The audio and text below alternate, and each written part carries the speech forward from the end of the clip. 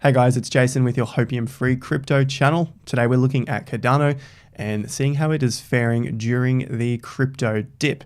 So if you like the content, make sure you hit the like button down below, subscribe to the channel, bell notification icon.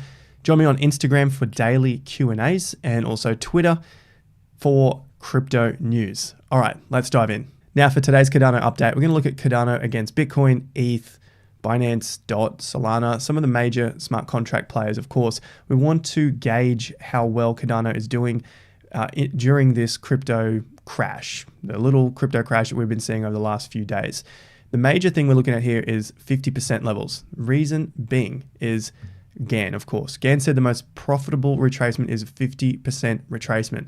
This is how you calculate it. But remember, the area around 50% is a danger zone because the price can keep going and become a full-fledged reversal around there, in which case you lose all the gains.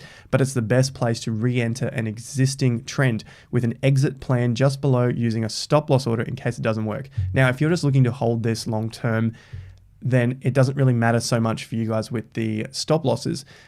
But of course, you do want to protect your gains and also look at some way of dollar cost averaging in possibly. So check out Gann and this 50% rule. So that's why we look at the 50% quite often, because it tends to work out reasonably well.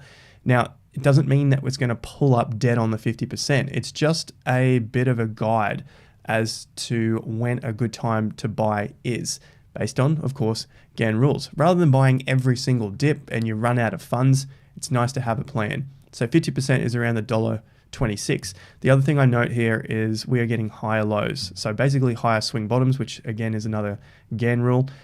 Bottom, bottom, another bottom. And just from yesterday, we've seen this low pull up at the moment. Doesn't mean we're going to hold it, but overall that's a good sign. As some of the other cryptos are breaking down, they're getting lower lows. And that's obviously a sign of weakness. At the moment, we are finding around that $1.80 through to $1.90, a bit of resistance above. If I break this down onto a daily, so we're just looking at it in a smaller time frame from the high to this current low, then we can see that the 50% has pulled the market up a few times now. We did manage to break through it a couple of times, but we're still under it. So this is part of the patience game. As I've talked about many times before on the channel, this dip probably will last longer than the previous dips that we saw of a few days to a few weeks, but I don't expect it to be anything like the major bear market of 3 years. We've talked about it with Bitcoin, potentially a 3, 6, 9 month sort of dip beneath the old all-time highs. Doesn't mean it's going straight down. And I suspect we'll probably do similar for these other major cryptocurrencies. ADA USD. So this is just looking at time frames. So this is a couple of ideas I have in mind just after measuring this. This looks like a web, I get it. But the point here is that we're just measuring major peaks. So I'm just looking for patterns here. We've got 60 weeks, high to high, 61, low to low, 66, low to low, low to high. We've got another 61 weeks, 62 weeks here. So there are numbers that are just continuing to pop up. So all I've done then is just measure 60 weeks from major points. Brings me out in around mid-November, and also some of the shorter time frames that brings us out into around mid-July. So it's quite a vast time frame, but it's just to let me know that I need to be patient at this point. I don't believe we're going to be shooting straight up to new all-time highs and running off to $5 anytime soon. If we do that, then I see that as a much weaker bull market. A stronger bull market is going to keep us in these ranges, whether it's $1, $2, $1.80, keep us in these ranges for a longer period of time so that we can accumulate, reaccumulate, strengthen the base, and then take off. Speaking of patience, I've got this little book here, Richard Wyckoff, Studies in Tape Reading. That's just a small piece. Nerve and Patience, page 17. He must have the nerve to stand a series of losses, persistence to keep him at the work during adverse periods, self-control to avoid overtrading, a phlegmatic disposition to ballast and balance him at all times. So basically to be strong and unemotional during periods like this. Have nerve, have patience. That's pretty much what it comes down to once you've got a plan. Cardano Bitcoin looking reasonably strong. I'm not saying we're going to break to new recent highs. And of course, we got to look at the 50%. We could come back to the 2,700 level. we are seeing volume start to dry up, and that's what we've been expecting. So it's nothing new to us. If we see the volume begin to dry up, then potentially we start to see a few falls. If Bitcoin started to move up, then I would expect Cardano to drop against the BTC value. But of course, a USD value is going to do something different. It may increase. That's just to show that there is still strength in Bitcoin. But right now, we just see Cardano playing around at the highs. And the other level here that is starting to find some support at is a previous top back in April 18. This is still just early days, keeping an eye on it. Overall, looking reasonably okay. Cardano, ETH, you can see here we've just hit our 50% on the downside. I don't think we're going to come back all the way to these lows, but we just want to continue to track this. So if I bring this to this high around here, just to give us a calculator, we just want to calculate the 50% zone. Somewhere around the 53,000 or 54,000 could be a little pullback area. So if I saw it drop that far, all I'm really doing here is to just know that markets can do this and remain bullish, and not to fear a dip from where we are back to the 50% zone, which is about 13%. Maybe we see it come back to the fib level of 61%. So 15 to 20%, not a big deal at the moment. Still looking reasonably okay against Ethereum after putting in that high in February. ADA Binance is also making a comeback. It has come back from major lows, and I think this may be the leg of Cardano showing strength against Binance. I think Binance has had its run for now, and we'll probably see a little bit of strength in that. So these are all sort of lining up that Cardano looks okay on the USD. Doesn't mean I think it's going to highs. It's just potentially holding its ground. It looks okay on Bitcoin. It looks okay on ETH. It looks okay against Binance.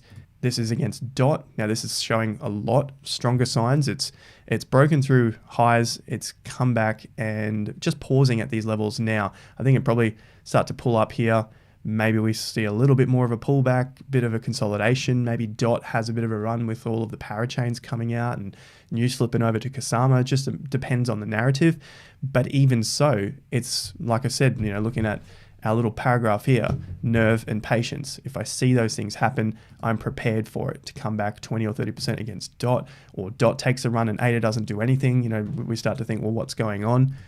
That's looking okay in my book. Market cap, ADA, this thing is looking all right. Again, it could slip back into these zones between 30 and 50 billion market cap. The areas that I'm looking for to give us some signs of strength is to start breaking above the levels of around 60 billion, because that's the last high that we have had on a macro time frame. Remember, we're looking at all of these on a weekly, not on a daily chart. We want to look for long-term trends. Now, we're just going to measure high to the low just as a calculator. So basically, this is just dividing this range for us, and that's 54 billion. So it wasn't able to close above the 50% zone. So I suspect we'll probably be down here for some time at the moment. And should we fall back a little, well, we've just hit the 50% zone at the moment. So 44, maybe a temporary support zone at the moment. That's not really going to play too much into the long-term things. We just want to get some idea of whether we're starting to stabilize or still on a massive downtrend. And at the moment, ADA seems to be stabilizing above its $35 billion level, up to around $60 billion in market cap. Now, the last comparison I have here for Cardano is against Sol, and Sol's gone on a pretty decent run over the last couple of weeks after the crash of the last couple of weeks, and the rest of the market has either held steady or fallen away. So Sol is stronger over the last couple of weeks, but Cardano is still holding ground. We haven't come back to the old low, so that's a good sign. We've found some resistance at previous levels, no problems. Overall, these things can just hold up, and we might even just range trade between these, which is why I still like holding Sol. And these two ecosystems are looking to go pretty strongly over the summer period in 2021. Speaking of which, we have a little news. We have the first cross-chain bridge to Cardano from Nervos, so CKB. The bridge will reduce transaction costs between platforms and allow users to access features of both blockchains. So from Pellerin, CTO at IOHK, we believe that blockchain technology will only achieve mainstream acceptance when end users are not locked into one blockchain. So the whole idea about interoperability is what Nervos is doing here, and crossing that with Cardano being the first cross-chain bridge, especially on their layer 2, they're able to get these platforms running seamlessly across each other. So bridges like this are an absolute necessity in order to ensure that users have a seamless experience. And of course, why not? If you're going to use it, you want a seamless experience. Just recapping some of the numbers from Cardano over the last month or so, a feat of over 1 million ADA wallets has been opened, so that's been achieved, and 600,000 staked addresses, a total staked value of over 40 billion, and then 2,500 stake pools are currently active. The recent announcement regarding the plans for Cardano indicates August will be an endpoint in terms of Alonso's implementation. Rollout will be introduced in 3 phases, blue, white, and purple. So just pay attention to when the rollouts are coming through. This will be the time of around smart contracts. The big note here, and we've mentioned it on previous videos, unfortunately people don't really get the gist of what can happen. Just looking at in case smart contracts don't go to plan, in case smart contracts are delayed, in case there's a bug once smart contracts are out. This doesn't mean the end to Cardano. What I could see happening is if these things happen, just being prepared, we could get a dip in the price, something again quickly that scares the market. Personally, the way I look at it is buying opportunity. And I almost hope that that happens to get another buying opportunity, because long term, I think we've got some good gains coming up here. And in case things don't go to plan, and it's technology, if generally they don't always go to plan. If this happens, personally, as I just said, buying opportunity. So I'm not scared long term. It just may be, it's not guaranteed, but it may be a short term thing, basically just preparing ourselves. NBC News calls Cardano most significant proof of stake cryptocurrency on the market. Currently, the most significant proof of stake cryptocurrency on the market is Cardano, according to NBC News. Cardano uses proof of stake. We know that. It's currently the most significant. Okay, so they've mentioned this quite a few times. I'm just bringing this up in case you guys are interested in staking your Cardano. I've got links to the Investor Accelerator staking pool down below. Just look for TIA. Go and stake your Cardano over there, and keep enjoying the content on the channel, the updates about the price, what's happening with the project. And that's just your way of supporting the channel if you so wish. You don't have to. There are plenty of other staking pools out there, but if you do, there's also a video link down there to show you how to stake it. Very, very simple process. A few clicks. Go and check it out down below now. Otherwise, I hope you enjoyed the video, found some value from it. If you did, make sure you hit the like button, subscribe to the channel, bell notification icon. Catch me on Instagram for daily Q&As, and of course, Twitter for cryptocurrency news. And I will see you guys at the next video. Until then, have more fun to get more done.